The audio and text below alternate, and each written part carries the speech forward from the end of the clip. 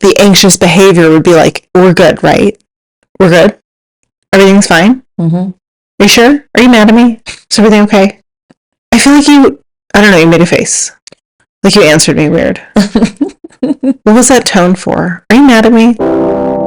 This is Other Maria, the podcast of our real-life conversations about personal evolution, society, relationships, spirituality, and everything else. We're getting vulnerable in these good faith talks and sometimes respectfully disagreeing about which of us is wrong.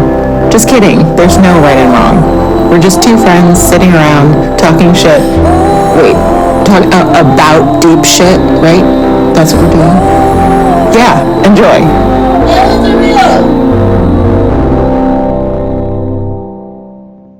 Anyway. Oh my god, hi. Oh my gosh, hi.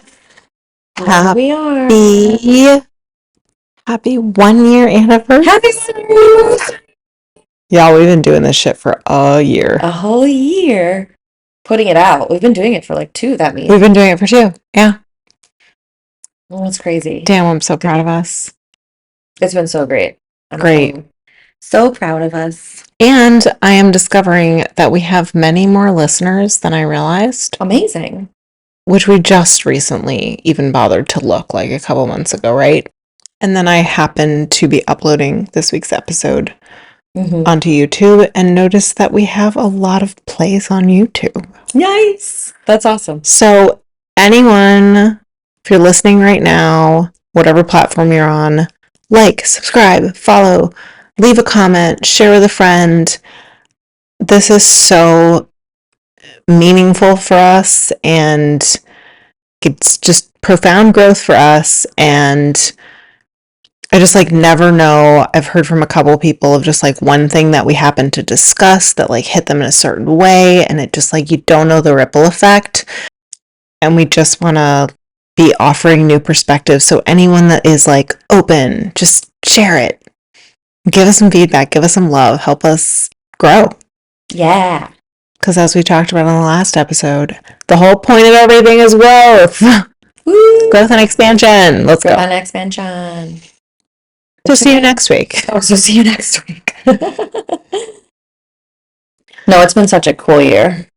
It's been the best year. It's been super fun. It's been so fun. Doing a podcast. Mm-hmm. I can't believe it's been this long that we've been doing it. And we're still figuring a lot of stuff out. So everything. Still figuring everything out. Learning the whole thing over every week. But anyway, we pulled some tarot cards today. And why not?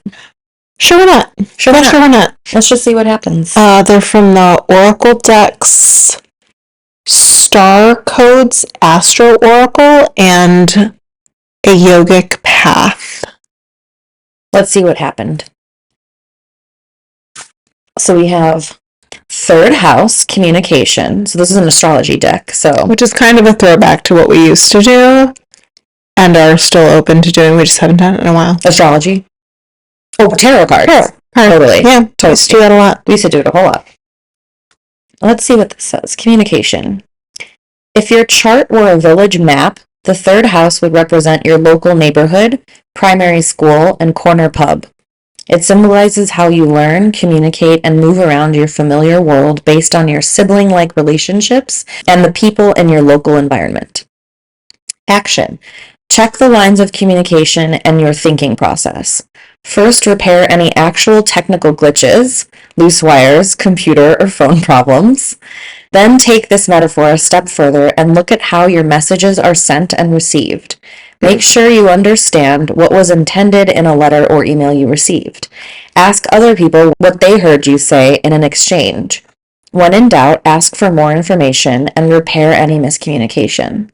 Then take this metaphor in-house and look within.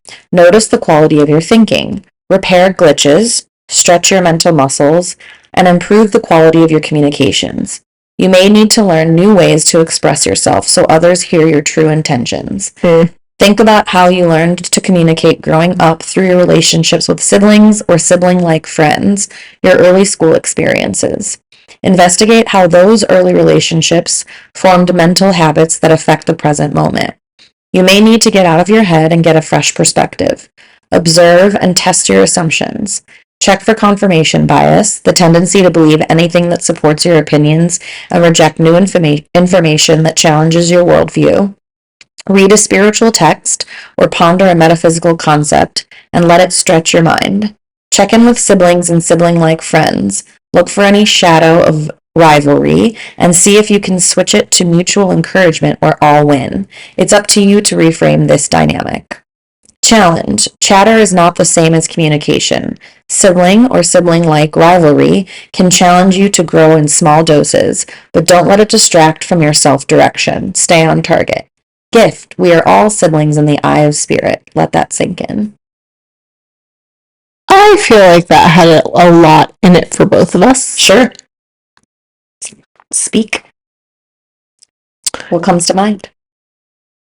I mean, there was, for me, just in the last, 2 weeks, maybe, it said in there, too, glitches. Mm-hmm. So, noticing glitches in what I am intending for out in the world, what I'm open to receiving, and the mismatch between the walls that I put up as soon as I walk out that fucking door.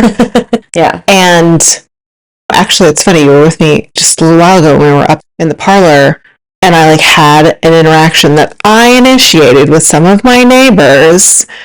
Never done that before. Mm-hmm. I mean, I've had interactions, but not initiated. And in the past week, there's been 2 other instances where I'm up on the roof and people introduce themselves to me and I engage in a small little conversation. And I'm very conscious of don't shut this down. Be a friendly fucking neighbor. Be a good neighbor, Maria. Yeah. And not that I would ever be a bad neighbor, but I'm just don't talk to me. And the interaction I had this morning with a clerk at a store and just reminding myself that there's an abundance of friendly, kind people that are available to connect with for just a moment or more, but I'll never know unless I'm open to it for a moment. Mm-hmm. And just recognizing that I am at risk for taking the introversion a bit far. Always. Totally. And coming out of that right now and just letting myself ease into it. Mm-hmm. Absolutely. Yeah. And then the other thing that came up when you were reading that, and oh my God, it was very long. I felt myself oh, that's so much. So if you're still here, thanks, guys. But about sibling rivalry and comparison. Yes. And something that you had alluded to. Oh, yeah. Earlier today. Yeah. Weird. Of just having been offhandedly compared to your siblings. Or I don't know if it was compared or contrasted or whatever it was. And that's all there is to say, I think. But just that came up today already too. I forgot about that. I forgot. Wow. I totally forgot I brought up literally my siblings and being compared to them. That's really funny. I didn't even, I would have not remembered if you didn't say anything. Fuck yeah, that's what I'm here for. Yeah, I mean, remember that thing that's bothering you? Remember that thing? Just kidding. I don't think, refresher, if you've not heard our first episode, I have a really fraught family story. My siblings are 12 and 14 years older than me, and the same parents, and there was a full family unit before I came along. And I was always very aware of that, not because they made it aware, because of how much they wouldn't acknowledge it. Mm-hmm. It was the absence of acknowledging it made it loud for me. I felt I was in a house where there was a lot of shit that I was obviously also part of it was I was little, and so I was not old enough to understand things, so it wasn't shared with me. And also, I don't think it occurred to them to bring me into that, but I was there with all the junk from before I was even born. The energetic junk. Mm-hmm.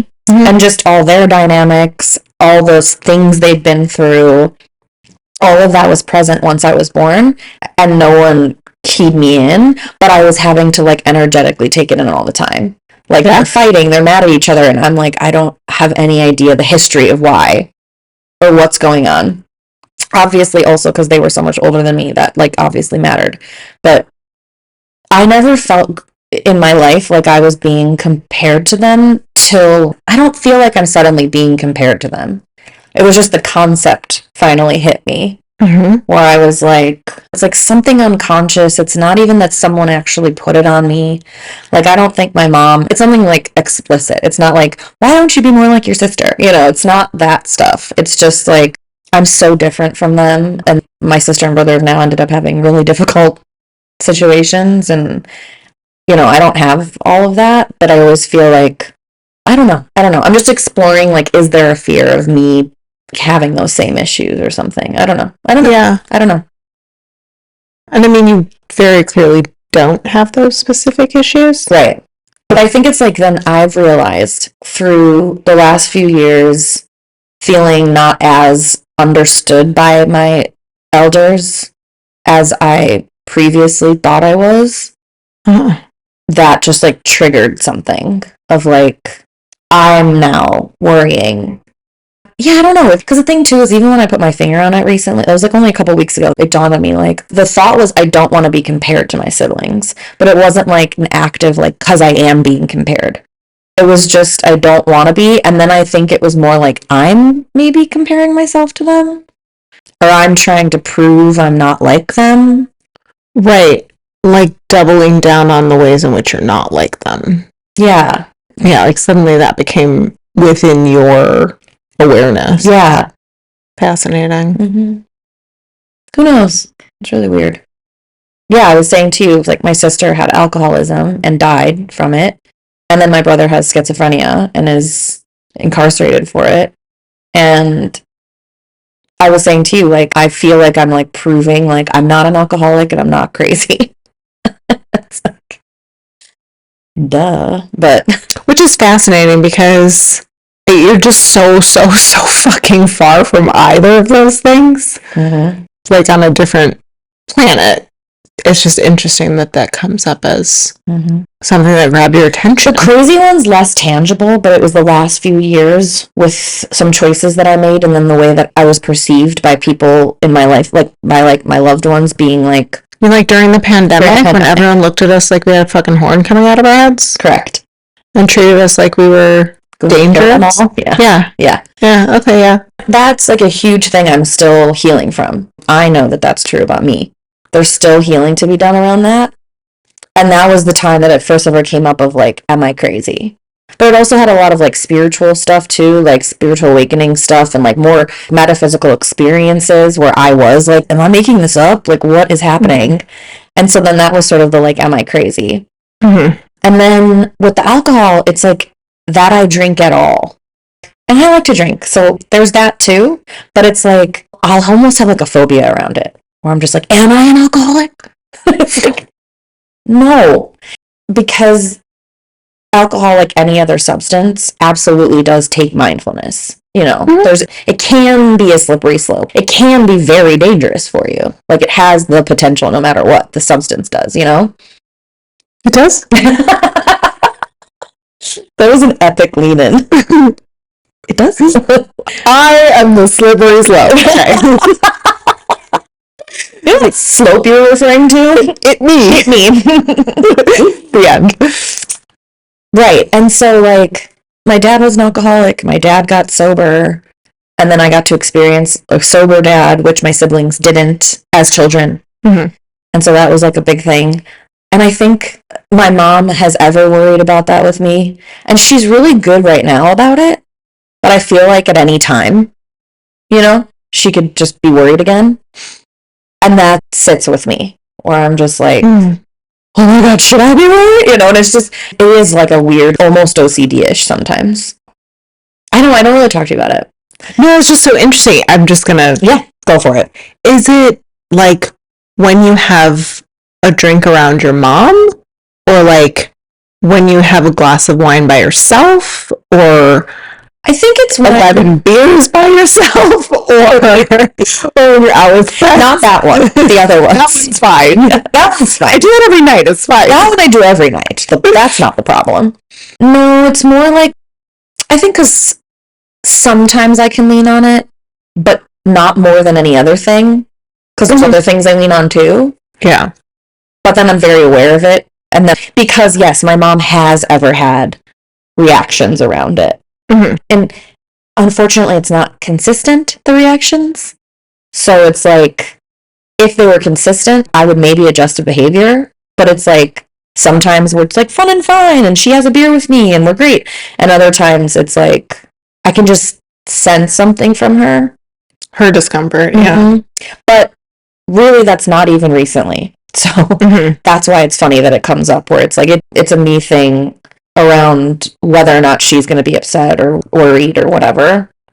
But yeah, I don't see it as anything other than different vices I have. It really feels like in the same category as other vices that I have. But then I ascribe this bigger thing to it because of my family story. Of course. And then I'm like, am I missing something? Like, I really do sometimes have those panics. I know. And then I have to be like, no. And obviously, like, if it's not feeling good right now, adjust. But I can't. I'm not an alcoholic, I don't think. Whatever, I don't think. I'm not. I really don't think you are. I know. Not even a question. And so much, like, emotional stuff goes with alcoholism, Yeah. It's not just the alcohol. You don't say. Again. But yeah, I know. That's why it's like OCD-ish. It's kind of like my hypochondriac stuff. Yes. Okay, y'all. The hypochondriac stuff is so funny because I bet you half my friends don't know I suffer from this, but like you and Emma definitely do. I think you and Emma are maybe the only ones who like really know. Because it's very like... If you zoom out, it's cute. That bump is gone off my head. The cancerous lymph node. The bump you got on your head from continuing to just touch your head. That bump. Yep. I need to breathe. I was like not breathing. Yeah. Okay, y'all. This is what I do. I like, if I injure myself, it sometimes happens when I'm sick, but it has to be like particular. It's not like every time I'm sick. But if it's like a weird ailment, then I'm like spiraling. I'll Google some.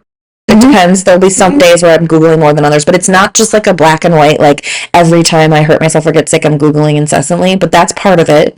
But it's more like obsessing about it. And I can't just like wait for it to heal. So like, because I think the other part was that I didn't know how I got the bruise.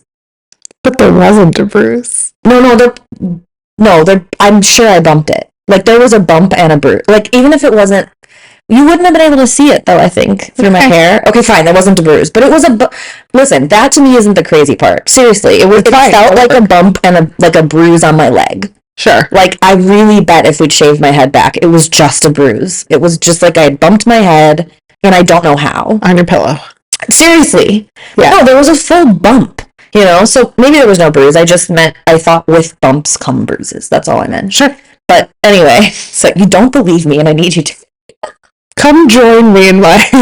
Oh my god, doesn't matter. Sorry you guys that were listening to this.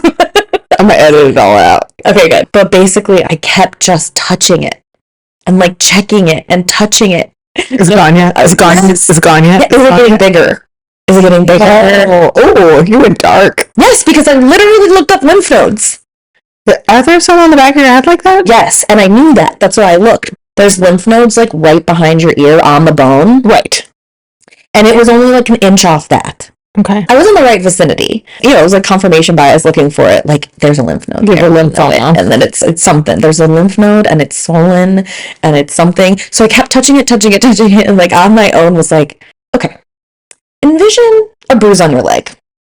And envision you poking it every 5 minutes. Yeah, it would get raised again and it would hurt. And you would never do that to a bruise on your leg. It was the part of like not knowing how I got it. Where I was just like, is this a bruise then if I don't even remember? And I got it's from the alcoholic blackout. I know, right? Also, just to be clear, I'm not making fun of that. Oh, so you're just introducing it as a real possibility for me? No, it's not. I'm just kidding. It felt like it happened while I was sleeping. Otherwise, I would have remembered the night before bumping myself. Long story short. you know, you get it. For all my hypochondriacs out there. But it's definitely like a physical OCD. Mm-hmm. It's physical. Sure. It's like I'm so in touch with my body that I feel it, that I'm like obsessing on it. How fun. How fun. Okay, and that also makes sense when you compare it to the far-flung worry of like, what if I'm an alcoholic? 100%. That makes sense. That is genuinely how it feels when I do that. And I'm like, this isn't making things better. Yeah, no. This isn't actually getting at any of the issues you're having right now. So... No, but it's a fun activity. Depending on your definition of fun. But anyway, just getting compared to my siblings or comparing myself in my head or proving something. It's weird. Yeah. But that's just being scared of being myself. Yeah, at the root of it. Caring what other people think, caring about other people's judgments, or even worries. Yeah. And like allowing other people to worry about me, not put so much importance on it. Because even if my mom ever has worried that, she has good reason. But it's not my thing. Absolutely. Absolutely. And I remember my sister was always 100% did not want people to worry about her. Mm-hmm. Like, aggressively so. Like, don't worry about me, but no, don't worry. No, don't worry about me. No, do not worry about me. Yeah. And I was so aware of that I've always tried to be like, it's okay if you're worried about me. Like, I get that. I want people to worry about me. That means you care. And like, there's also like a varying degree of worry, you know? It's not like somebody's like, I'm worried about you and I think you need. Right. Well, because I think it also, at least for me until pretty recently, it somehow had been mangled in my mind to mean that if someone is worried about me, A, it was a burden on them, and B, if they are worried, I am being disapproved of in some way because I am doing something wrong. Mm-hmm. So their worry, I couldn't just let lie. Right. It was like their worry means I'm doing something wrong and now I must feel guilty or ashamed or something or unworthy of love. Like, just all that. I am. Oh, yeah. Totally. Then I'd have to have a bottle of wine. Okay. Jokes are free flowing today. They sure are. Yeah, no, totally. And I think that's right. I'm aware of the feeling of like, if someone's worrying about me, then something must be wrong with me. Yes, that's it. Right. Either something's wrong with me or I'm doing something wrong. Yeah. I mean, to your point, though, it's like, if someone is worried about me, whether it's a healthy state for them to be in, or it's in any way, like, quote-unquote, appropriate based on the situation, that's for them. Right. Like, if they're doing it for absolutely no reason, because they're addicted to the worry themselves, sure, have at it. Mm-hmm. It's probably, in some twisted way, most likely, probably almost exclusively coming from a place of caring about me. Right. I'm like, I'll take that. That's fine. Exactly. And that's how I always take it now. You have to deal with the muck of the actual worry. Right. But like, okay, thank you. Yeah, I'm kind of like, thank you for worrying about me. Yeah. Because I think that I saw that example with my sister, the way that her journey sort of went. It had been ingrained so deeply to like not worry about her that of course we were massively worried about her. But like, I say couldn't loosely, like we could have, but there was just that like codependent, manipulative relationship going on where then like you're so used to what a response is going to be that you just feel like you can't express worry. Mm-hmm. And then it like keeps going. Right. But I think that's also just like a protective thing that people throw up when they know that they're struggling. And then they're like, well, don't worry about me. I'm fine. Like, and then they're almost going to get mad at you if you say they're worried. But right in the situation my sister was in, that's because of the alcoholism. So it was like, don't say you're worried about me. Mm-hmm. I'm fine. But it's like, no, you're not fine. It's also just such an interesting dynamic. I think that's created from someone saying, don't worry about me. Or like, don't worry. Yeah. Because it's almost like preemptively suggesting that there should be a reason and I don't want you to go that way. Right. You know, it's like if I told you, like, I'm going to go get a glass of water, don't worry. What? Oh, sure. I wasn't going to. I wasn't till you said that. Exactly. Totally. I'm going to go get a glass of water, don't worry. That's pretty sus, man. What are you adding to your water? I think it also then just stops people from being able to help you. You know, it cuts off the help. Yeah. Because if you were really, really worried about me, I'd want you to tell me. You would. I would, but it takes then the work, though, to be vulnerable enough to then want the help. That's the whole thing.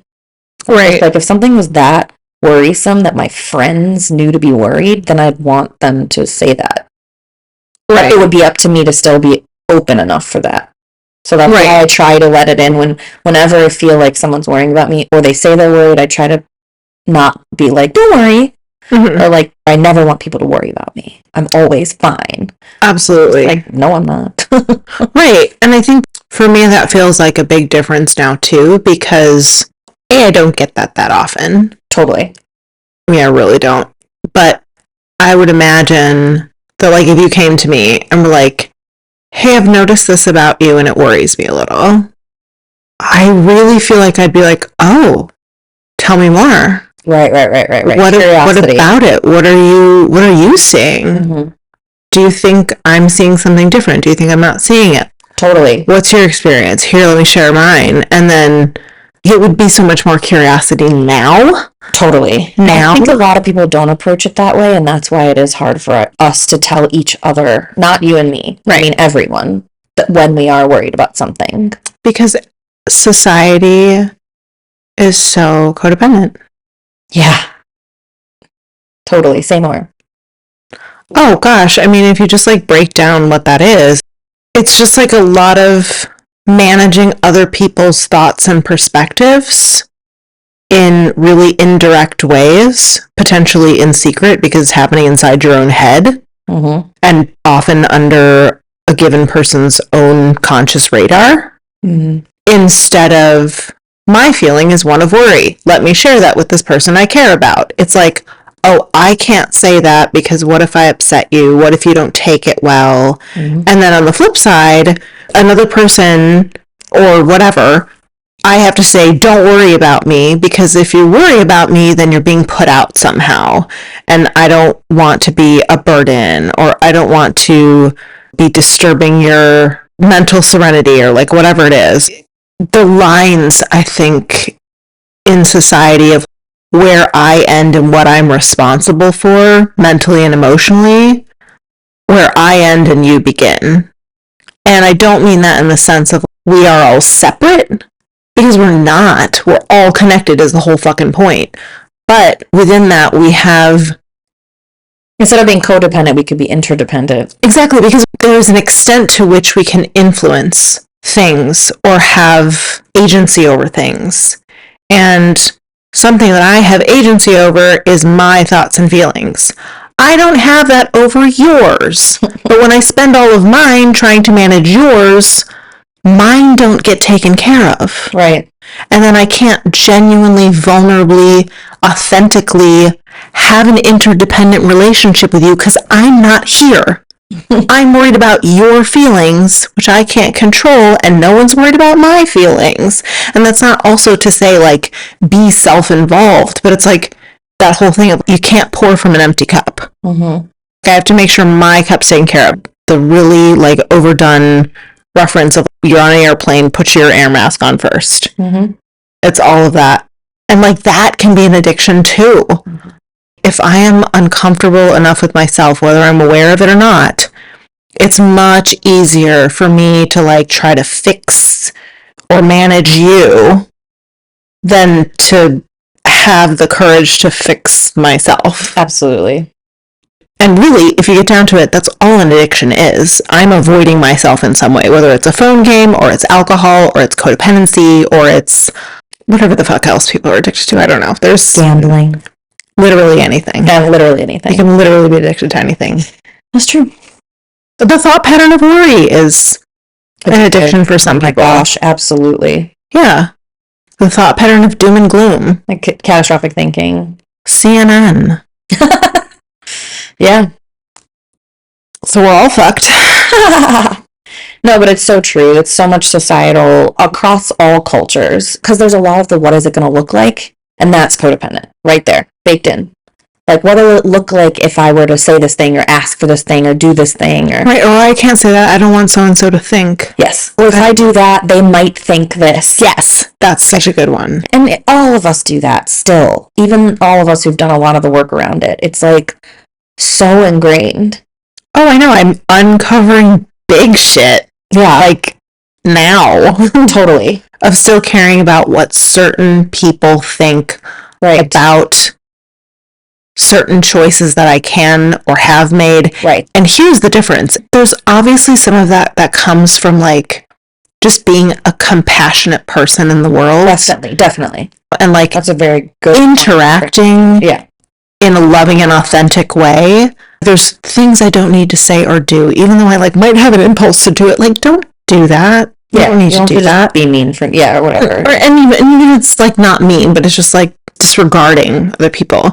So there's a fair amount of caring what other people think, but I think the way we've gotten ourselves into knots with that is that some people, us, most people, us included, and more driven with or have been in the past, man, I'm breaking down the ship, but there's still a lot left, and it's surprising how much is left. Yeah. But have allowed myself to be more driven in my actions and beliefs and a life path and all of that by the desire to control what other people think of me, rather than what is true and right for me, than my own inner guidance. And a lot of that is, we mentioned on last episode, what is success and, like, the markers of what you should have or be able to do by a certain age.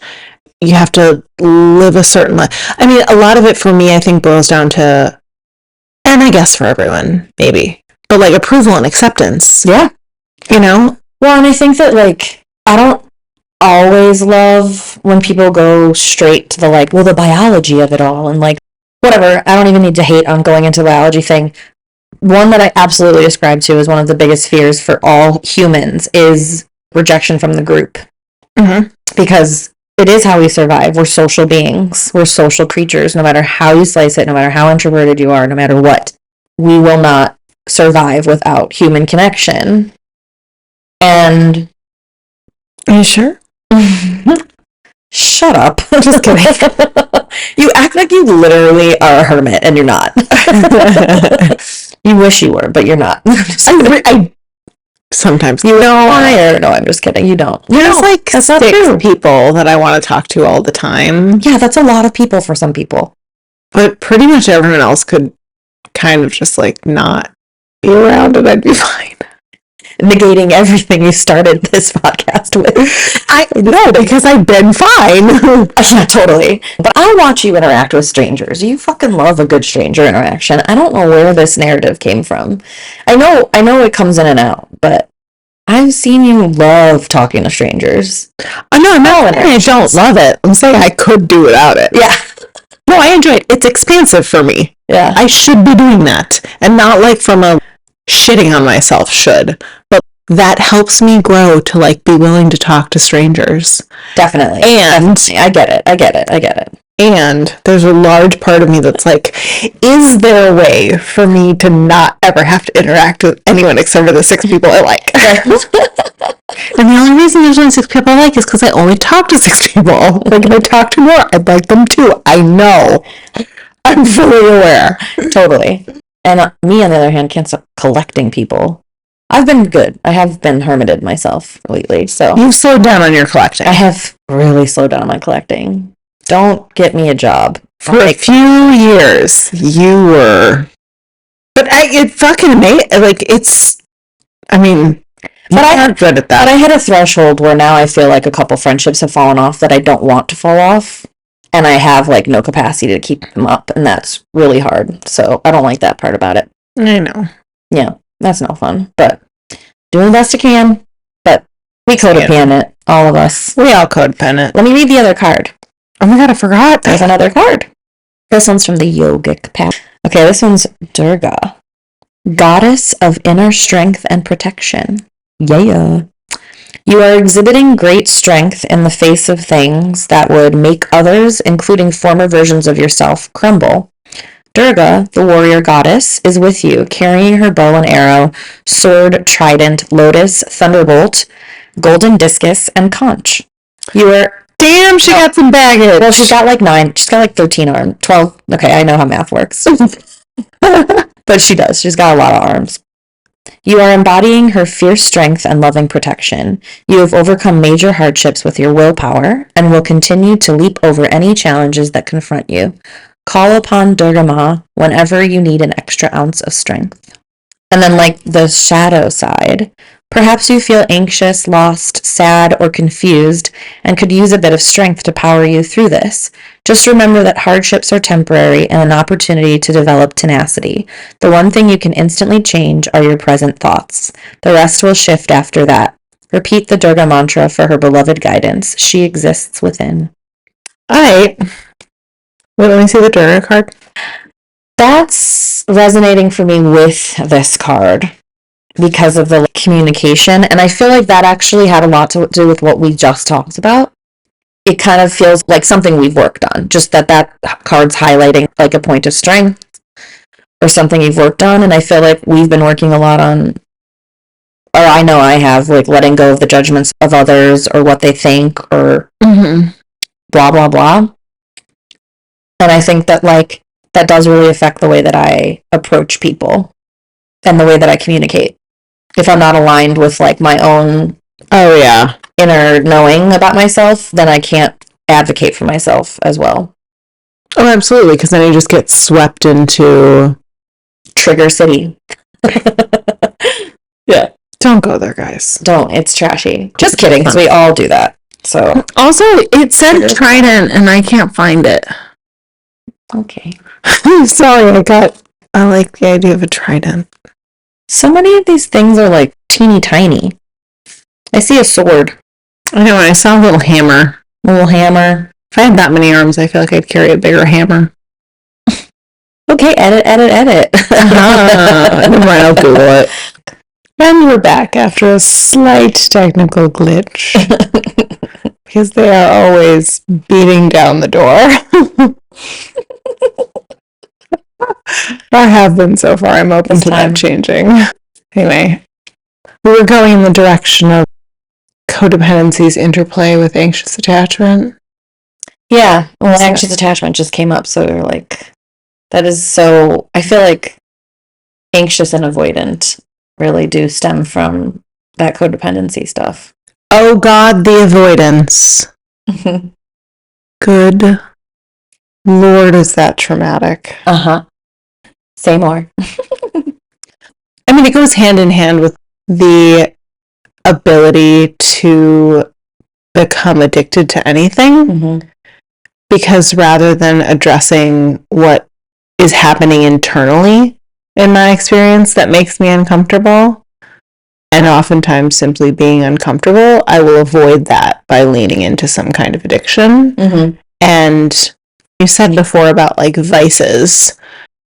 I mean, they're all on the same continuum, but it's really like, I think as part of the human experience, to a degree, we will always default to, I feel bad and don't want to feel bad in some way, and the shortest distance between this bad feeling and a good feeling is a vice or just state changer. Anything that changes your state of emotional wherever you are. And I think that very easily can become a problem if we're not aware that we're doing it. Right. And then just becomes a way to like hard avoid Totally addressing any of that. And it can happen both internally and externally. Yeah. And I mean, like, I have watched myself since Maisie didn't leave. My sweet little girl. And just genuinely, I am still present for all of it as it comes up in a way that I would not have been capable of a year ago, even 6 months ago. And it can be really exhausting. And I do sometimes just need to zone out. Yeah, absolutely. And therein comes the phone games, right? And that's waning. But like the second I started doing it, I like had an argument with myself. I was like, no, you're allowed to not be present with this incredibly painful state 24/7. Yes. Like, you deserve to take a break out of compassion for yourself. Right. Take a break and play a fucking phone game. Distraction absolutely has its place. Right. So, like, that vice, that state changer, whatever it is, but I knew I was doing it from the very beginning, and I've kept tabs on it, and I'm watching it, and that's a far cry from, how I used to function, which was still on that same continuum of I want to change my state of being right now, but with no awareness, and simply just wanting to pretend like the discomfort, the pain, the whatever, the situation even sometimes wasn't there. Right. I just want to pretend it's not there. I don't want to talk about it. I don't want to think about it. I don't want anyone to know about it. I just want to feel differently. Enter all of the addictive things that I engaged in my 20s. Sure. And yeah, I don't know where else I was going. No, absolutely. That's right. Because we just started on the avoidance side of things. But like, my favorite thing has been kind of understanding that anxious attachment and avoidant attachment are just like two sides of the same coin. And they both function the same way, I guess. I think that anxiety is also very distracting. Oh, yeah. To illustrate, too, the two sides of the same coin.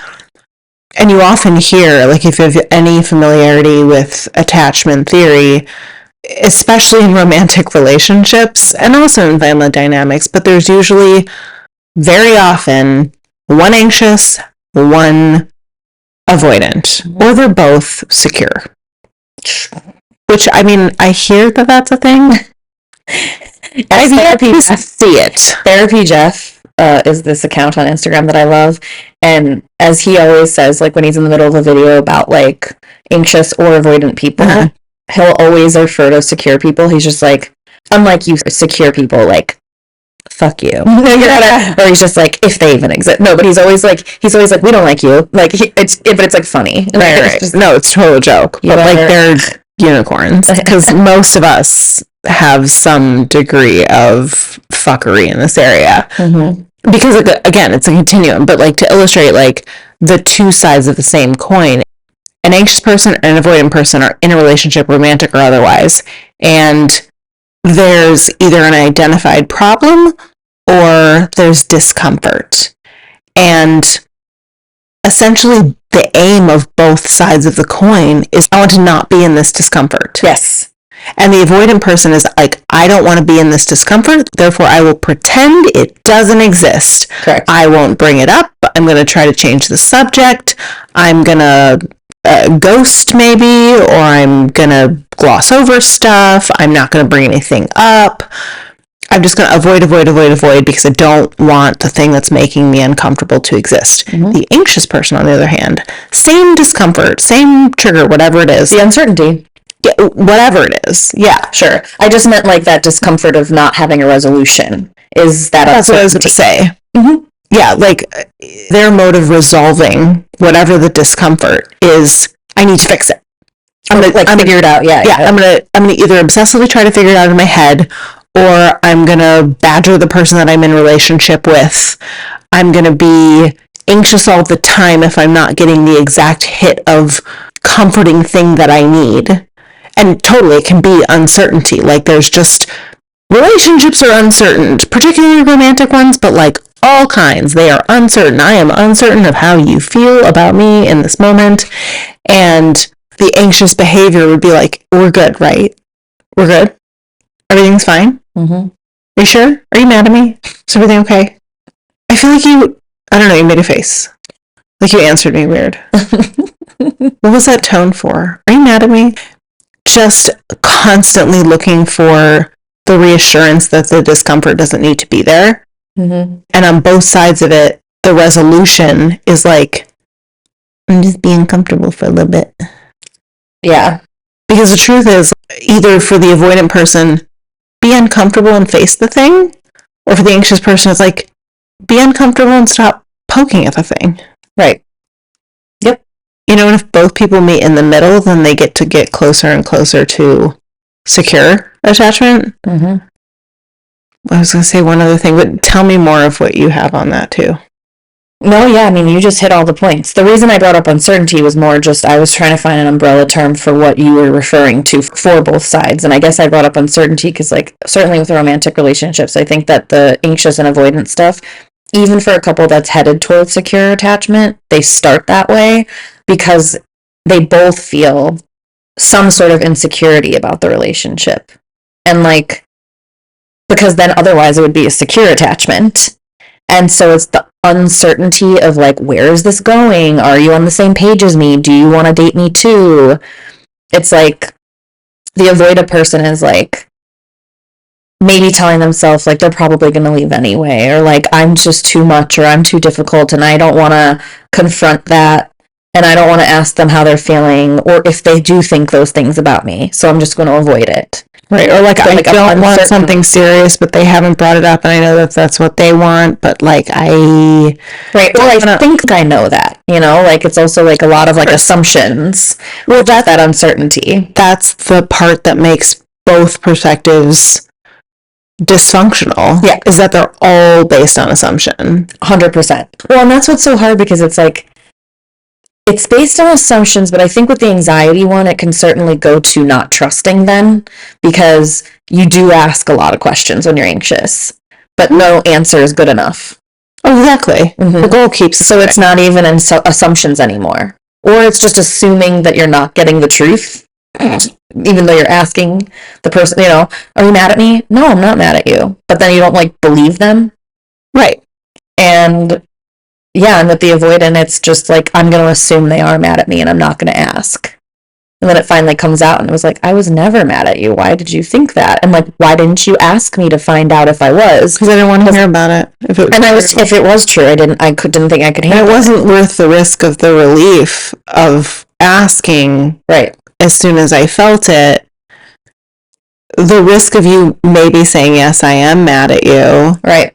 I couldn't risk that, so I had to just stew in the belief that you probably were for a couple weeks until it exploded, only to find out you never were, but now you are because now you are, because I avoided you this whole time and made it weird. No, absolutely, and I've been in relationships like that too, where it's like, you know, there will be whatever disagreement, and then things are brought back up from a long, long time ago. We've all been there. You know, or it often shows up in, like, a person with avoidant attachment will sometimes bring up, like, well, you always this, that, and the other. And it's like, well, yeah, but I had no idea that ever bothered you. Right. Right. How could I adjust if you didn't say something? Right. And then we're like, well, I thought you'd be mad at me for it. And there is the codependency again, but it's also like, well, no, I'm not mad at you for that, but now I'm mad at you for, like, not bringing up the fact that this thing that I've been doing our whole relationship bothered you, and only telling me now, like, what the fuck? Mm-hmm. Do you know how easy that would have been for me to adjust? And now I'm questioning your character. Yeah, and I think that the anxious attachment doesn't get talked about more, especially if you're in, like, the attachment theory circles.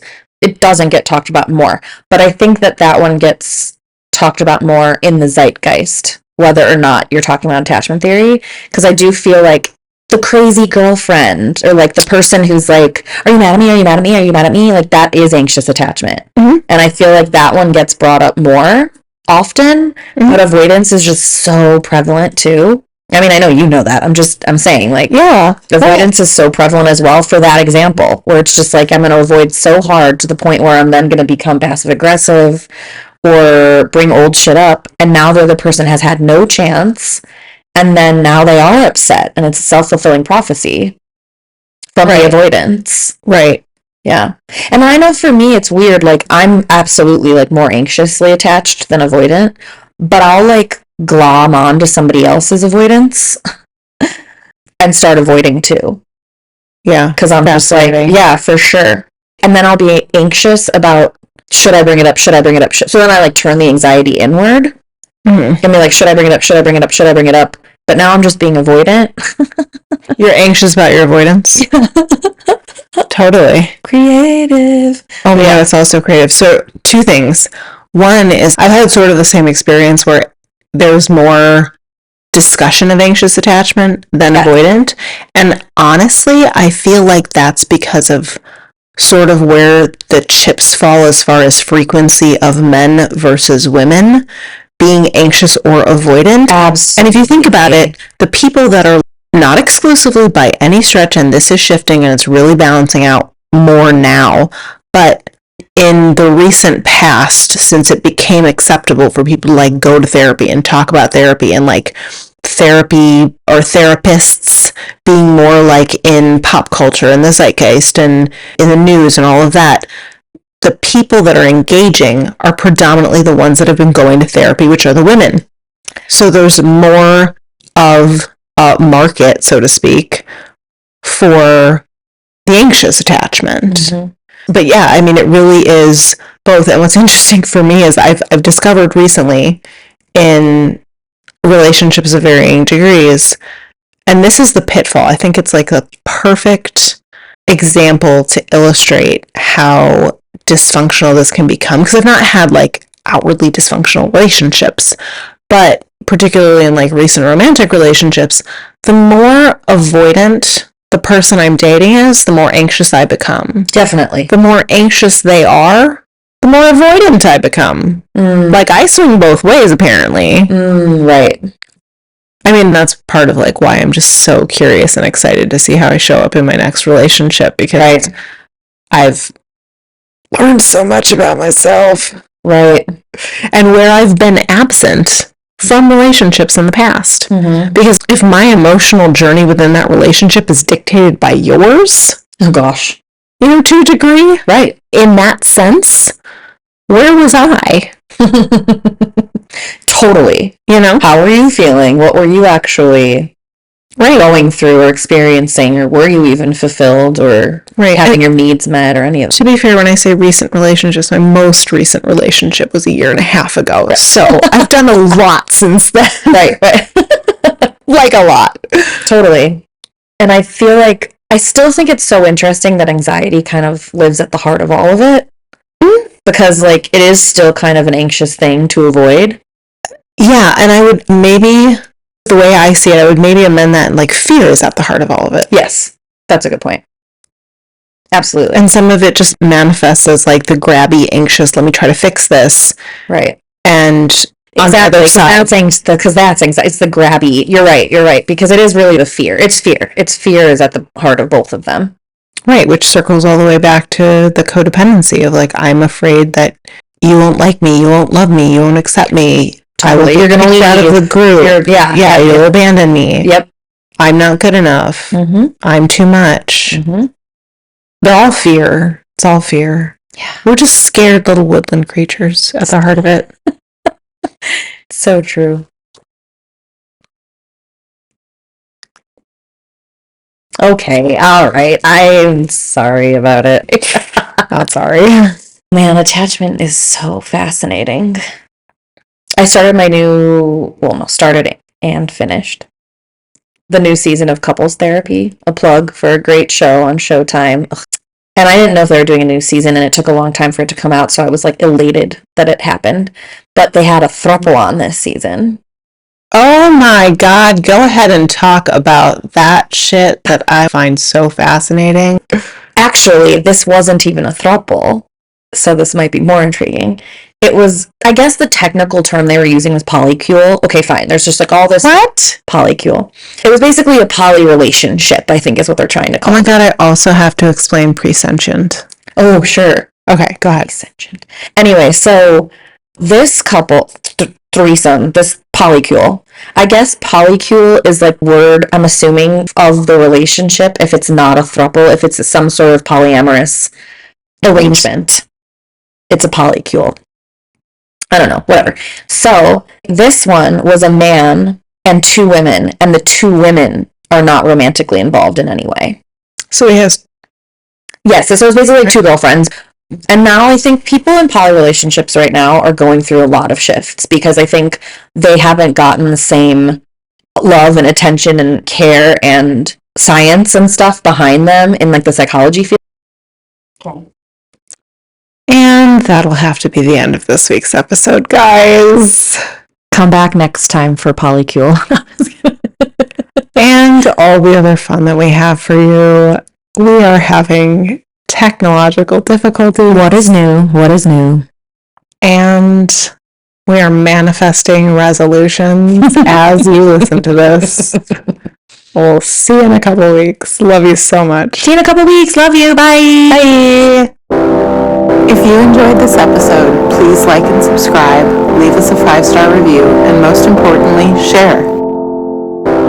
This episode was hosted by Maria and Maria. Theme music composed and performed by Maria. Logo design by Maria. Recorded and produced by Maria. Snacks provided by Maria. Moral support provided to Maria by Maria.